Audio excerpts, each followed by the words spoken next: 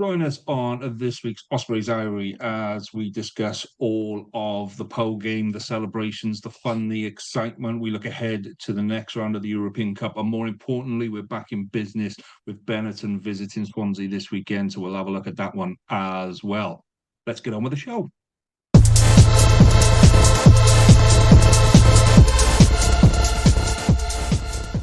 Hello and welcome to this week's edition of the Ospreys Eyrie with me, Lee G. Joining me as normal is Zach and Nick. Good evening, gents. Hello there. Good evening. Evening, Lee. And Zach's microphone is now working. Always a bonus on that one, mate, when doing a pod. And down in the bottom corner there is the newest member of the team. Now, some of you may remember Josh if you're absolutely dedicated fans to rap. So, Josh, you've been on rap before. You're now on home turf with the Ospreys. Good evening, my friend. Good evening. Yeah, pleased to finally be called up to the big pod, the Ospreys Eyrie. It's good to have you here. It's good to have you, mate. So, just kick off and give people a bit of a rundown of who you are and why you love the Ospreys and all of that kind of malarkey, mate. Yeah, so this is going to sound bad, but I actually started off as a Scarlets fan in the mid-2000s, simply because they were the first team I watched in the Power Gen Cup final back then. And then saw Wales win the Grand Slam in 2005. Saw Gavin Ensign with his tan, his spiky hair, kicking goals. I was like, right, who does he play for? And it was the Ospreys. So I was like, right, okay, from now on, I'm an Ospreys fan. And got to see the Galacticos era, and then the other side of the Galacticos era. But still going strong, and still watching them week in, week out. Man, I mean, as those of you before, I'm a Scarlet supporter. I'm just here to give you guys a hand to get up and running and what have you. But I'll forgive you that one, Josh. There's only so much room in the stadium, mate. Sometimes it overflows. No, it's good, mate. It's good to have you on board because, as I say, we've spoken before, and always gone down really well. So yeah. So let's crack on with this week then. So I will put that up front at the start. I am a Scarlet. I'm here to help just get you guys up to run, and hopefully next week after, you won't see me again. But I'm going to try and shut up as we speak tonight. There were a couple of people on social media who objected to me being here, and I offered them the chance to come on the pod, and they haven't replied after that. So if you are one of those people and you don't like me here, there's a spare seat. Come and take it. Okay. Right. Let's do a little bit of news desk then. So, announced this evening, we've got Adam Jones coming home to coach the Welsh pack. So, Zach, what are you making of that as an appointment? It's in the rare case of the Welsh Rugby Union doing something sensible for what seems like the second time this week, which is like pure insanity. And I'm wondering what's the catch. But if there isn't anything to it, I think it's just like an excellent piece of business. He's been really good with the Harlequins, got their scrum up to one of the best in the league, helped develop talents like Carl Sinclair before he went on to the 2019 World Cup where he's imperious. Will Stewart currently, Finn Baxter currently, who's tearing things up and just bossing things, trying to become England's main loose set. He's done amazing things with the scrum. There's no reason why he shouldn't have been in the Wales squad earlier. I mean, today we have lots of promising scrummagers looking at. I'm completely blanking on everyone's names. This is really quite disappointing. But giving like a Kieran Azarati or a Gareth Thomas, there we go, to Adam Jones is just going to improve their scrummaging tenfold. And they're not bad scrummagers by any might as they are at the moment. I think it's only a good thing. It's nice to see him come back to Wales, to be honest. Absolutely. Josh, Nick, just quickly, what do you make of that appointment? I think we're going to go really well in any playoff in the Six Nations for the chase, as Adam's already been on and did it very well. So yeah, bring it on. Let's have the Six Nations chase, and I'm for once putting our money on us, Wales. Oh, okay, Josh, what do you make of it? I think it's something we massively underutilised in Wales. Is ex-players' knowledge, and I think other countries tend to value it a lot more. You see Halfpenny going to Crusaders and passing on his knowledge to their fullbacks. I'd like to see a lot more of it. I want to see Dan Biggar working with Dan Edwards and working on his game management. I want to see Halfpenny working with Cam Winnett on his positioning. So yeah, as mentioned before, he's done great things with Carl Sinclair. He went on the 2017 Lions tour off the back of working with him. Same with Finn Baxter. So yeah, I think it's a great appointment, a step in the right direction.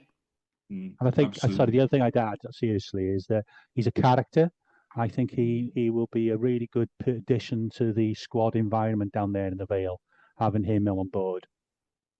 And will significantly improve the quality of haircuts that are currently in the squad.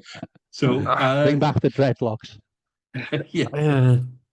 Sticking with you then, Josh. So Sean Lynn, also, like I said, we're all in shock this week as to the common sense coming out of the WRU.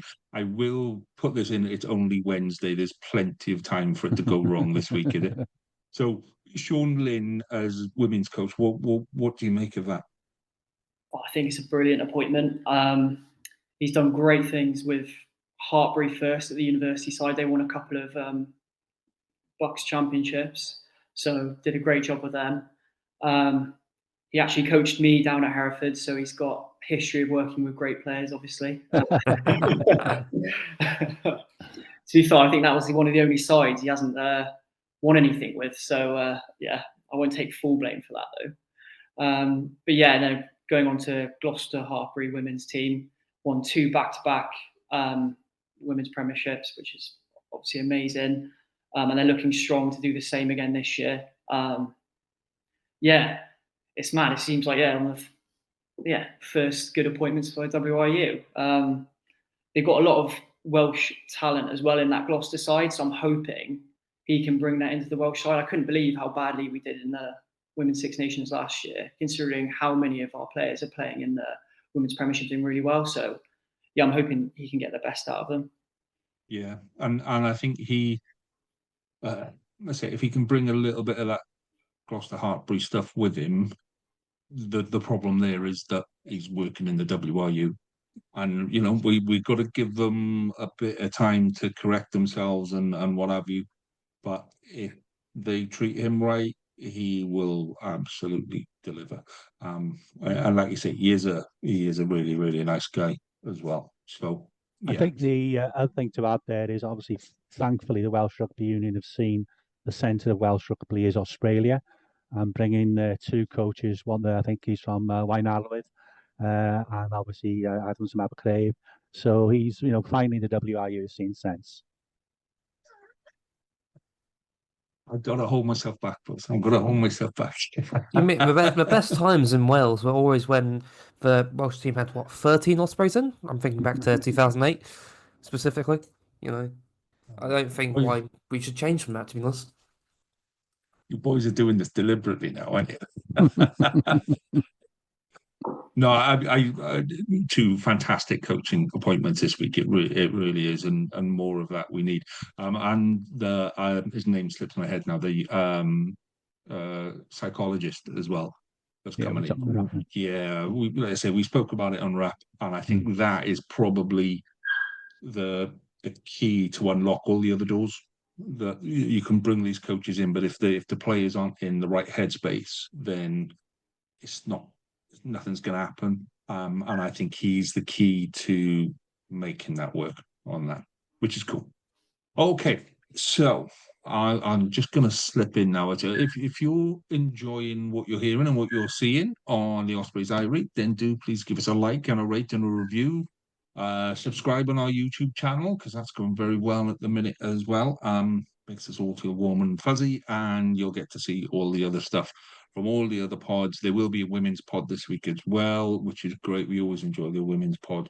And for those of you that are blessed with the golden tongue, you will see Nick on the Pod Cymraeg as well this week, which is always my favourite. So, okay. So before we crack on with the pole game and all of that kind of stuff, we want to bring into this pod the connection with the community game. So Nick's done a bit of work on the community game and had a look at them and all of that. So it always takes a while to get this side of the podcast right and up to speed and all of that. So if this is your passion, and if you're sitting there and you're listening and you're going, oh, actually, you should be looking at this side and that side, and they're really good, and that was a cracking result. Loving those comments, bring them on board.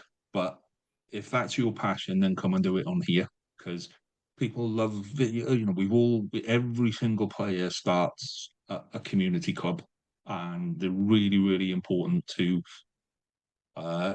uphold the pyramid and all of those people that are on top. So more stuff with community game we want. So Nick, over to you, mate. Tell us about the community game. Okay, start off with the game between Gowerton. I think probably Gowerton seconds and Mumbles. Very close game, but Mumbles came out on top, 20 points to 17.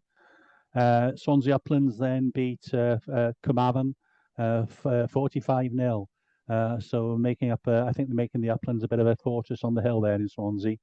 Aberafon Green Stars had a comprehensive win against Morriston, 54-19.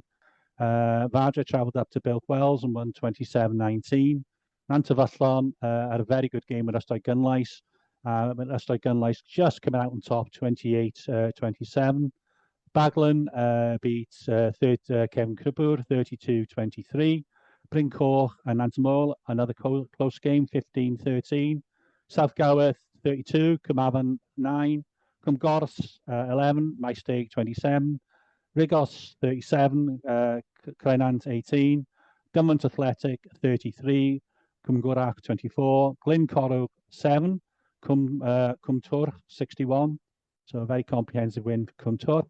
Penlan, 58. Cwmllanfell, 5. Taibach, 43. Banman, 14. And then the National Championship West, Glynneath, 43. Crymych, 17. Gowerton, 19. Trebanos, 27. So Mr. Tipprick were very pleased. Kevenick Hill, 13. Llanelli Wanderers, 25. Tondi, 19. Dunmont, 10. Ystalyfera, 43. Maesteg Quins, 14. Those are obviously Welsh Prem results. And then we've got Penclough, 5. St Clears, 53. And then Pontedilais, 32. Felin Foyle, 24. And unfortunately, Waun Arwydd went down 27-15 at home to Aberystwyth. So that's a selection, because the list is like that, and so yeah, it's about picking up the game. There's some big scores in there though, some big hefty scores, and so we're going to be doing more of that every week, just kind of connecting with local teams, local fixtures, and all of that kind of stuff, all the way down to, I think Division 5 is the lowest now. Division 5 Division, something like that. So yeah, more of that to come.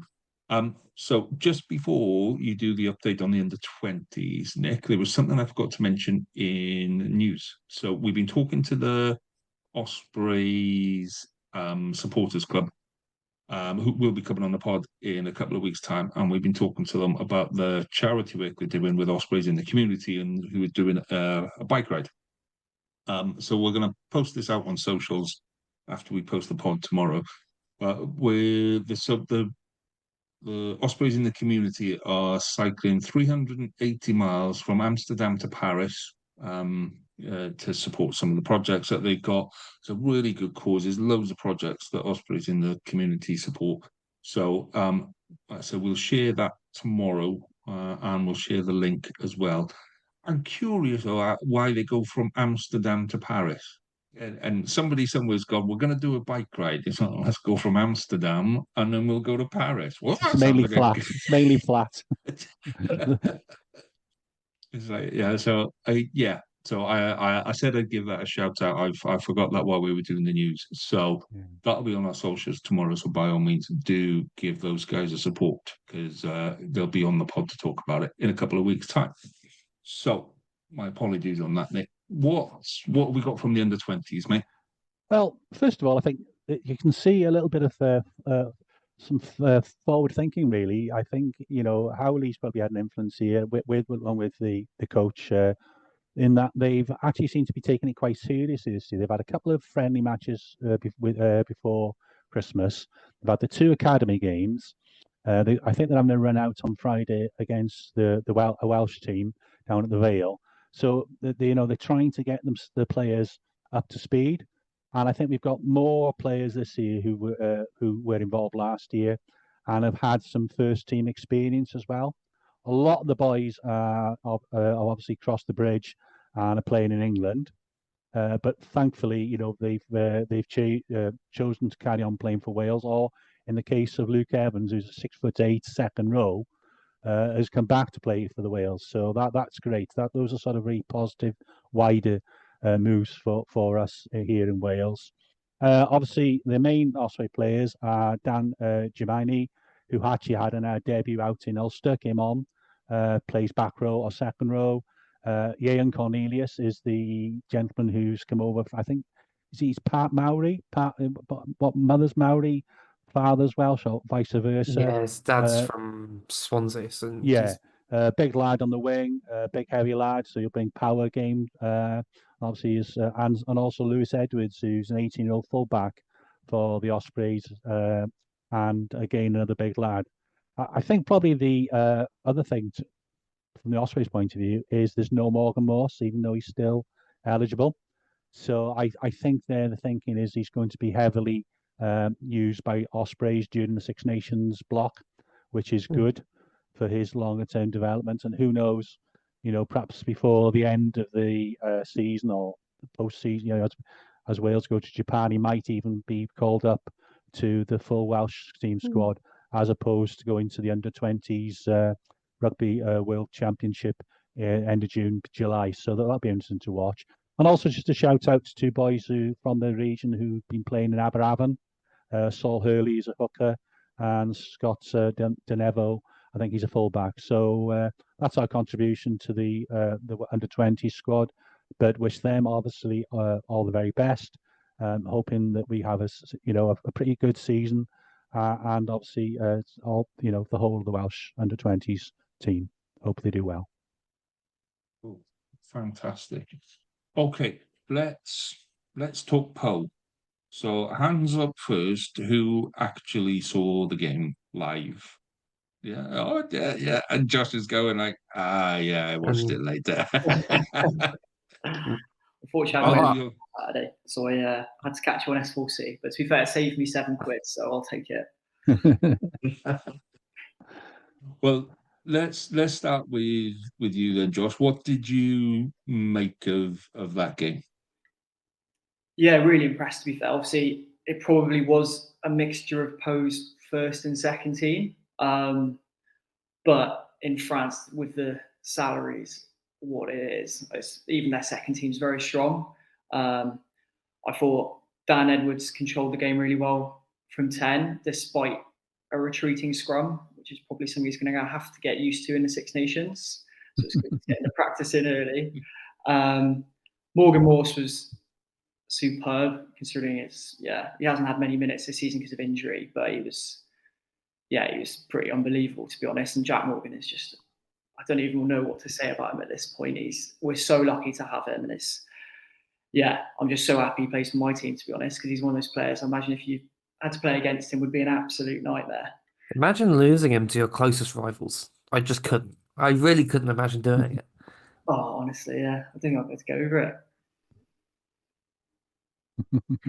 I'm not saying anything.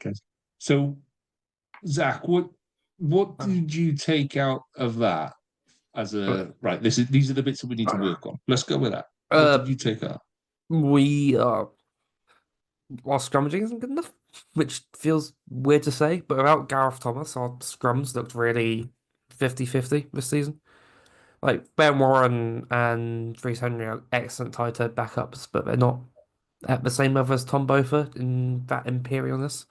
I mean, with that, you're coming up against a fully international front row and being told to go win a scrum, but like Stefan Thomas just didn't look has some work to do.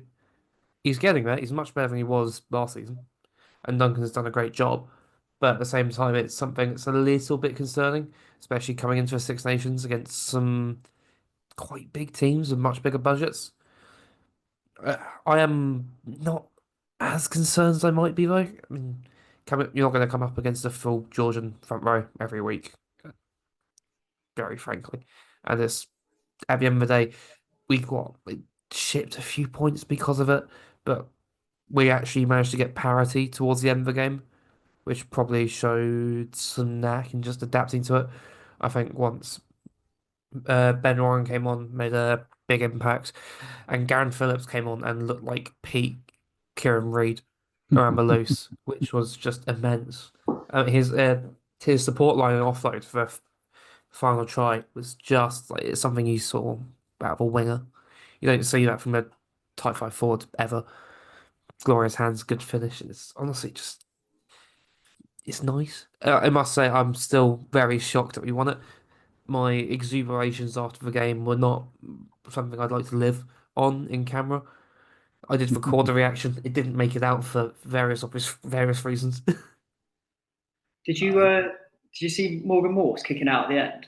Yeah, I was pretty Yeah. that. Oh, I like how he ran away from the touchline to do it and then nearly fucked it. oh yeah, it bounced in the field of play, and the nearest player to it was a Pope. If that bounces the wrong way, that was Something I never can't. trust a bouncer. He's got the people. full skill set. He just deliberately bounced it.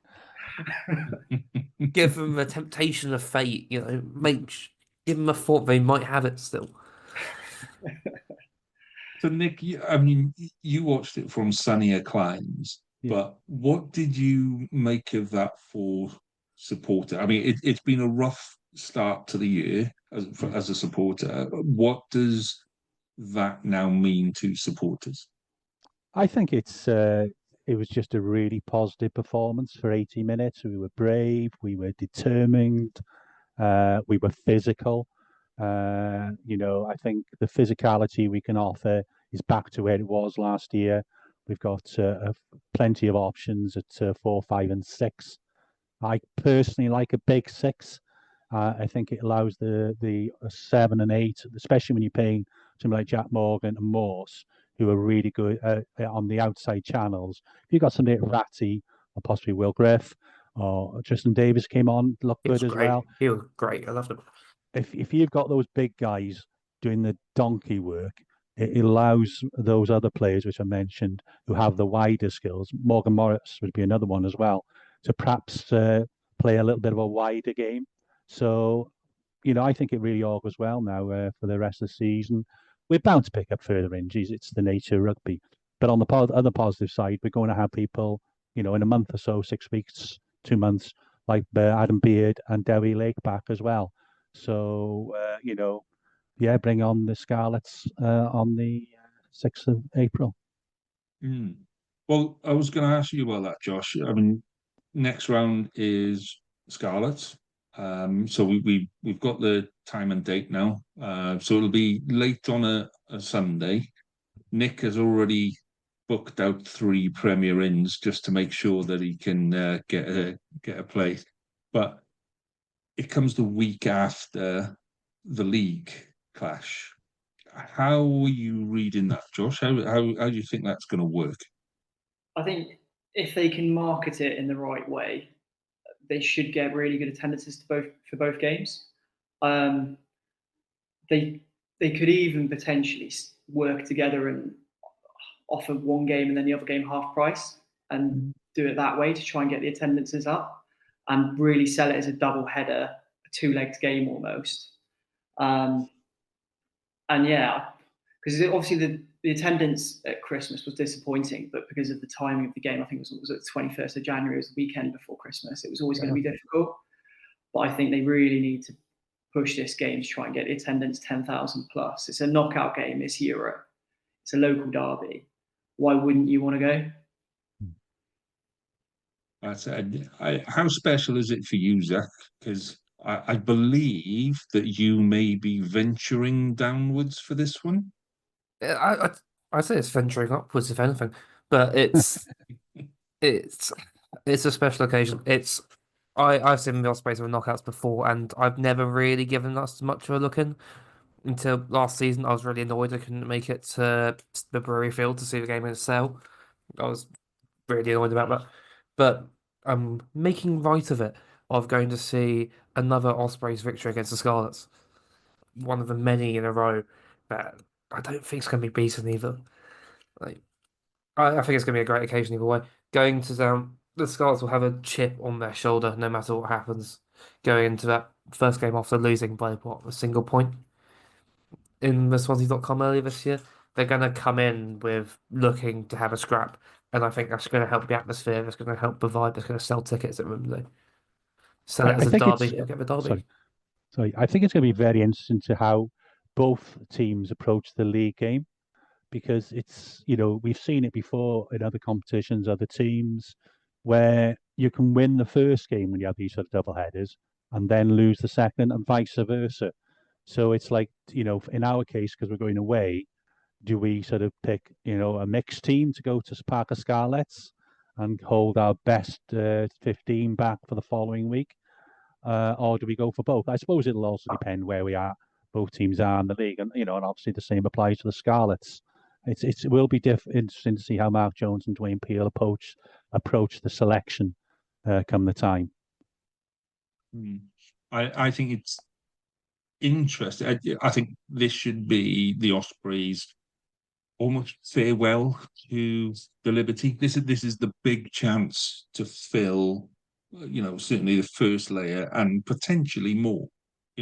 Realistically, before COVID, the Boxing Day game at Parker Scarlets, I went to a couple of them over a couple of years, and we were getting full stadiums, 14,000. There was talk at one point of putting the extra seats in and what have you.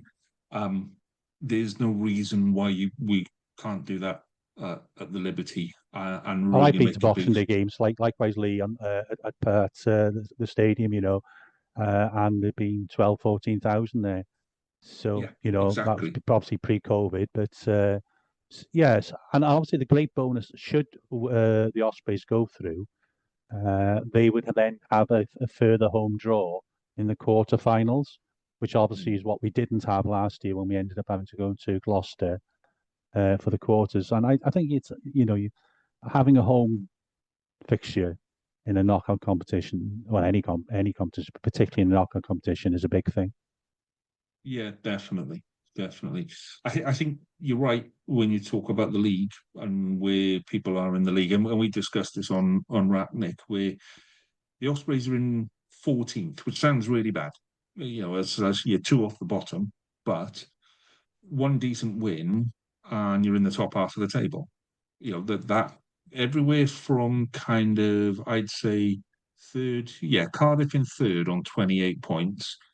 Ospreys in 14th on 17 points. Well, that's 11 points between the two. That's two games, and you're there. So Cardiff lose 2 with no points. Ospreys win 2 with bonus points, and all of a sudden that concertina comes in.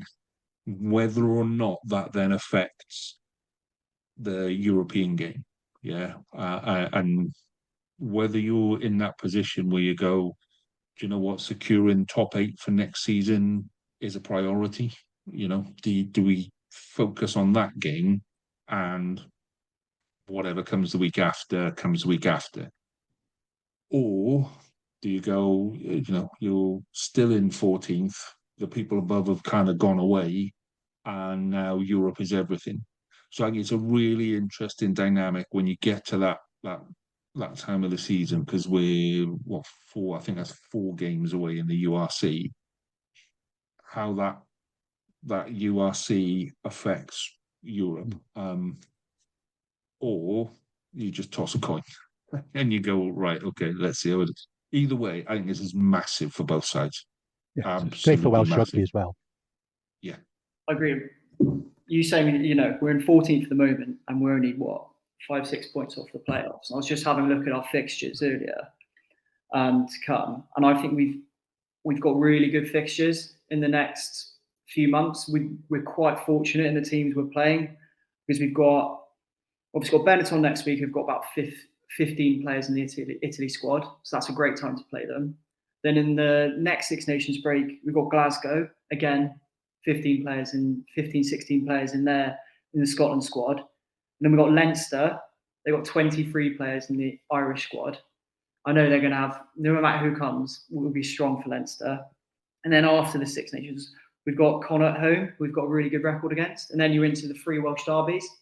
So I think all of those could potentially be winnable games for us. And then you're going away to South Africa with something to play for, and you never know. So I think even though in 14th, you say it's so tight between the playoff places and all the way down to 14, obviously forget Dragons and Zebra. But yeah, I think we've got a great chance to make the playoffs and kind of fight on both fronts.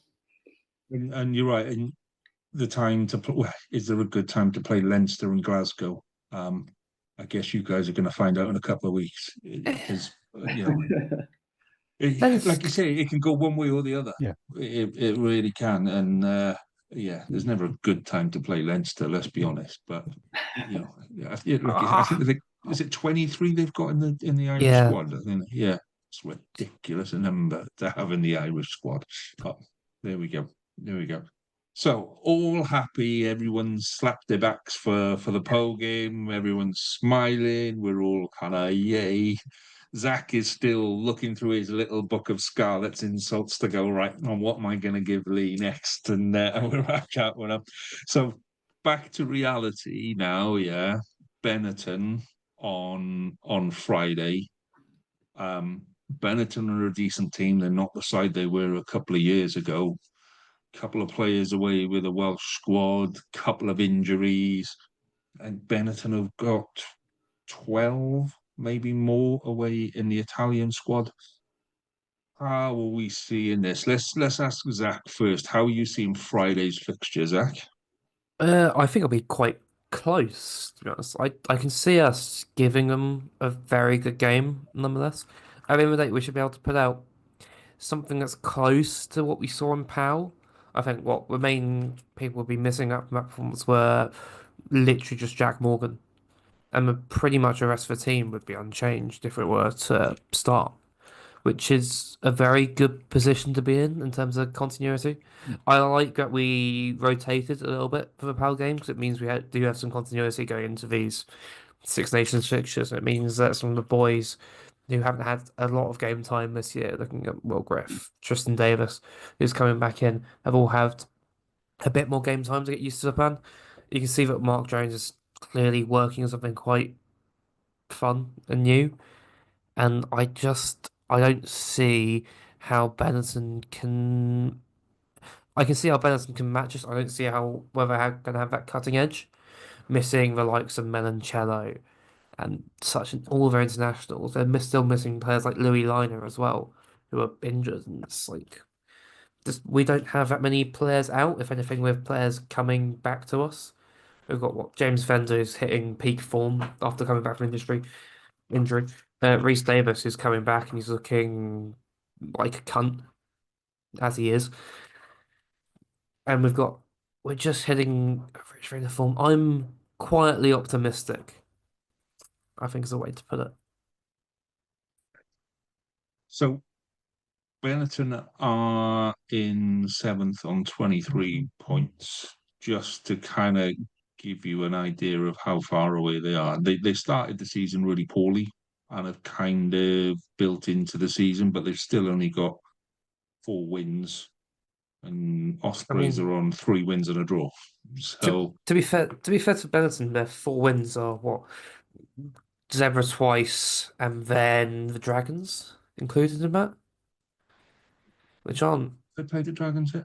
Yeah, they I played forget. earlier this season, but it's not convincing. They look fine for the taking. Okay, so Josh, tell me where. So obviously you're going to be without Dan Edwards on Friday. More than likely Owen Williams in at 10. How much of an impact does that make to the way you play the game now? Yeah, it's going to be difficult. I think we've looked a lot less fluid with Owen Williams at 10.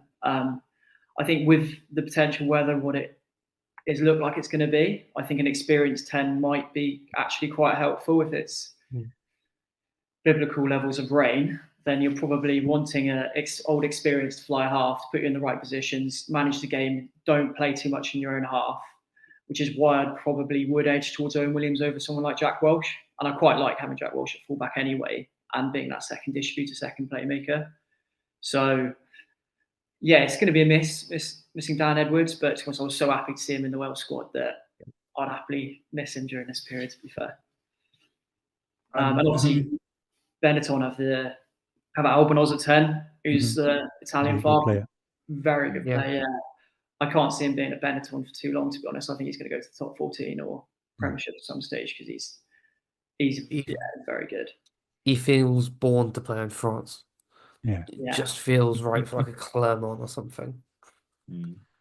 I think that's, even though they got so many players in the Italian squad, they've still got the Argentinians. Gallo is a very good loose head. They still got Fekitoa, former All Black. So there's still some real quality there. There's a few lads who played English Prem as well, who are still involved. Rhino Smith is a dangerous runner from deep. So I think it'll be a close game. And if you look back at the results between Ospreys and Benetton, they have generally had very close games. Whoever's come out on top. So I don't see that being any difference on Friday night. So who do you bring in then, Nick, to cover Jack Morgan? Well, there's a young lad who plays from Chabanos who's pretty decent. But I think Harry Deeves is likely to be fit as well. So it'll be very interesting to see whether they pick Tips or Deeves goes to the bench just to have that little bit of gain that experience. But as I say, the rest, as I think Zach alluded to, there's not going to be many other changes.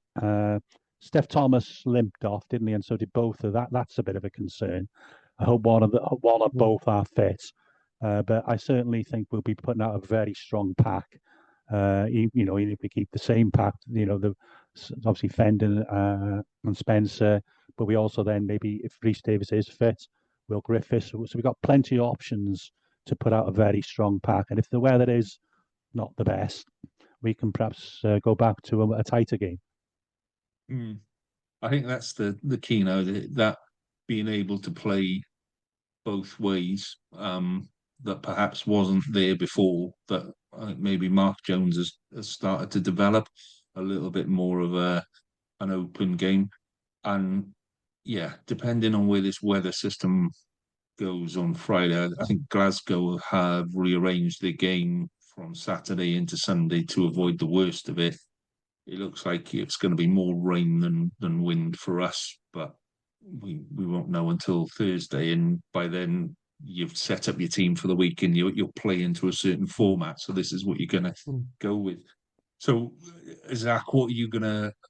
Let's assume it's absolutely honking it down on Friday night, yeah? That it's almost Bridgend levels of wetness or on the park on Friday night. Who are you hoping to see on that park making something of that game? I think Lewis Lloyd has a really good opportunity to step up. He was excellent against Pal last week, but I think now with Sam Parry going to Wales, this is his time to make a claim for a spot in the jersey a bit more permanently. He's been good in batches so far this season, if not, he had a bit of an injury layoff at the start. But with Derrier out and Sam Parry of Wales, it's time for him to stick a name to it and try and make a claim as a future going forward. He's looked really good. I think Ethan Lewis has also looked really good at the weekend, taking some great lines. Also out of the Rhys Henry school of fashion of just being a bloke who's very good at rugby, which I appreciate. I think it's time for our our pack to really come together and try and force something out. At the end of the day, we have the best pack in Wales for the last 3-4 years, if not ever. And it's time to show that he's still very, very good and can compete with arguably international quality packs when it is steaming it down. Okay. So, Josh, we spoke about the players on the pitch. We'll talk about players, or not the players, what's happening off the pitch now. I mean, Mark Jones has had the new coach bounce, if you like, and this week is very much back into reality. It was, kind of, it could have worked one way or the other for him going into Christmas and a bit of a break, going into Europe, into a break, this, that, and the other. And it's worked really, really well for him. What are you hoping to see from him now and in this game in terms of team selection, in terms of tactics, in terms of development? What are you hoping to see from a Mark Jones Osprey side that you might not have seen from a Toby Booth Osprey side? Well, yeah, from the weekend, just gone, it did look like we're going through more phases under a Mark Jones team and playing with a bit more width. And yeah, I thought our first phase playing ball retention was really good. What I'd like to see this week is probably an adaptation to that. Knowing what the weather's going to be like, knowing you're playing against a tough Benetton side, and probably playing a bit less in our own half. But yeah, we're going to really get to see that now. I think we've got a few injuries in the front row. It doesn't look like Steph Thompson is going to be fit. Well, he apparently had a scan, according to Mark Jones, I think. But I think Cam Jones travelled with them, so we've got decent replacements. I think we've got so many decent front rowers now at the club. And I think Duncan Jones has done a brilliant job with them. I know Adam Jones has now been given the, well, it looks like the scrum coach job of Wales, but I think Duncan Jones has done an absolutely superb job. And I think those coaches just under Mark Jones really deserve a lot of credit as well for bringing a lot of these youngsters through. Too many Joneses in the coaching. Is that like a requirement now that you need to be called Jones in order to and Morgan to play in the back row for the Ospreys. Yeah. Come on, it always you can't say that. Well, there's not a Jones in the Wales squad. You can't. No complaints. Take what we It can just get. doesn't work, does it? It's well, let's do the register. Jones, yes. Jones, yes. Morgan, yes. Williams, yes. Fine. Going back to your point about Duncan Jones, when you watched it on the EPC to whatever TV, there was no commentary, you see, so you could hear all the coaches screaming from the side, and Duncan Jones doesn't sound like he used to look, because he was a big tough prop, wasn't he? And he's got a little bit of a high pitched voice, so you can hear him screaming from the side. But he's done a really good job, and I got every faith in people with the younger lads will improve under Duncan Jones. It's almost a cliche, isn't it? But with props, they don't reach the peak until the mid to late 20s and go well to the 30s. So I think our younger props have good futures ahead of them as well. See, for games where there's no commentary, you can, like you say, you can hear the stuff around the pitch and all that kind of, but you almost want to have like a bunch of fans do it, or you want to, like, sometimes they just leave the ref mic on, and that's a proper revelation. That is. I remember Autumn Nation series in 2020 when it was on Amazon Prime. You could just turn the commentary off, so you just heard the ref mic and the players, and it's fun. It's something I sort of miss, to be honest. Yeah. At a certain point, especially listening to certain commentators. Well, there's certain commentators. I'd rather put the mic off yes, and just watch. Well, there was a time, wasn't it, where Jiffy was on comms. It was a Wales game. Jiffy was on comms, and all of a sudden, you just became aware that the actual commentator remember that, wasn't speaking, and he had like a really bad stomach, and he just disappeared in the middle of the second half, and gone and thrown up. Yeah. And Jiffy's there kind of going like, and that's Jones passing the ball to Williams, and this is going, and he was really out of it. He got so into his, I'm an expert, and I'll analyze that little bit, that the rest of the game, just completely threw him, like, it was gone. These young lads won't remember. They've probably seen clips, but we were very lucky, weren't we, Lee? we grew up with the master in Bill McLaren, you Oh know, yeah, top and notch. you know, Yeah. and he was such a master of his craft. Well, you used to look forward to watching games so you could listen to him. Yeah, You know, just you knew if yeah, you were playing Scotland, McLaren was commentating, and yeah, you know you were going to have a good laugh one way or the yeah. other. But yeah, yeah. If anybody's brave enough to do a fan commentary or to let us do a fan commentary, I'll snap your hand off on that because that's absolutely that sounds great. That does. Right, let's finish up then with some predictions for the Benetton game. So I'm obviously not going to open my gob on this one. I'm going to stay firmly shut. Josh, you get the pleasure of embarrassing yourself for Ospreys and Benetton this weekend. I will say the weather is going to play a massive role in this, so we'll take all predictions this week with a pinch of salt. But you get to go first on that one, mate. I think, yeah, you say with the weather, it's going to be tight. I was originally thinking Ospreys by 8, but now I'm thinking it's going to be even tighter than that. I think Ospreys by 4 is probably, yeah, it's probably where my head's at right now. I think it'll be more than a penalty, less than a try. So yeah, I think Ospreys by 4. All right, I'm expecting 7-3 final score. Penalty only score for Ospreys penalty try. I'll take it. So last time we did this one, Nick, we had a give us your prediction and something stupid that's going to happen in the game as well. So I'm going to put you on the spot here now, Josh. Yeah. So my prediction for the last game, I made a prediction was that Harry Deeves was going to get angry with someone and lamp the referee. That one didn't quite come true. So give me something ridiculous that's going to happen in Ospreys and Benetton this weekend, mate. Well, after his kick at the weekend, it's got to be Morgan Morrison kicking a 50-22, isn't it, really? Oh, Nice spiral. Okay, so we've got Ospreys by 4 and a 50-22 from the legend that is Mr. Morse.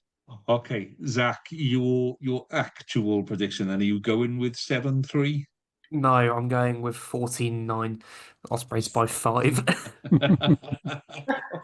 Okay, Ospreys by 5 and the ridiculous incident. I think Owen Williams is going to kick a penalty that hits both posts and go out. Go out or go over? Go out. And then we score off it. Okay, fair enough. And Nick, your prediction and outrageous incident. Well, my prediction is the weathermen aren't going to get it quite right, and the weather will not be quite as bad as what they're forecasting at this point. And I've got to stick to what I said the other night, and I'm going for Ospreys 28, Benetton 20. Ospreys win by 8. We get the bonus point, and this is the ridiculous thing is that given we haven't got Dan Edwards, the one concern I have got is our kicking, because Owen Williams and Jack Walsh are not the most prolific kickers, but I'm going for 100% kick completion in this game. Okay, fair enough. 100% kick completion. Well, I will join in with the outrageous incident, and I will go for a Reece Henry drop goal from just outside the 22 with 5 minutes to go. That'd be strong. He is injured for us this season. The wheelchair, bring him out with a wheelchair. He did his calf in before the Pal game. In training. Yeah. Oh, yes, he did. No, you're right. Harry Deeves. Harry Deeves. Substituted for Harry Deeves. No, you kind of expected from Harry Deeves, didn't you? A drop goal from the 22 from Harry Deeves wouldn't be that much of a. Okay, I'm going with a streaker. I'm going with a streaker from one end of in between both posts, one end to the other, turning blue halfway down. We haven't seen one of them for years. So you're planning on something, Lee. Planning on a date to Swansea. So are you saying, Lee, that if we beat you in that match, you're going to do that as your penance? Trust me, boys, I look at myself in the mirror every morning. That's not something you want to see on a rugby pitch anymore. I could trust me on that, believe me. Right, gentlemen, we have reached that time in proceedings where it is time to wrap it up once again. So, thank you very much for your time this evening. It's been a pleasure, even though Zach is doing his absolute level best to wind me up and rile me. And it'll be very cool. It is good fun sitting with you guys and talking about the Ospreys. So, thank you very much for your time and enjoy your rugby. All the best.